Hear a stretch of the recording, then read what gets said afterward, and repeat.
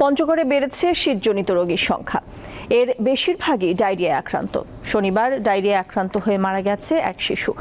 সপ্তাহ জুড়েই জেলায় 8 থেকে 10 ডিগ্রি সেলসিয়াসে ওঠানামা করেছে তাপমাত্রা। এতে বাড়ছে ঠান্ডাজনিত রোগের প্রকোপ।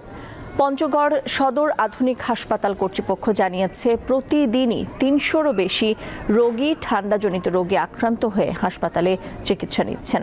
এদিকে তীব্র ঠান্ডার কারণে জেলায় বেড়েছে ডায়রিয়া, সর্দি কাশি, জ্বর, নিউমোনিয়া, শ্বাসকষ্ট সহ ঠান্ডাজনিত রোগে আক্রান্তের সংখ্যা।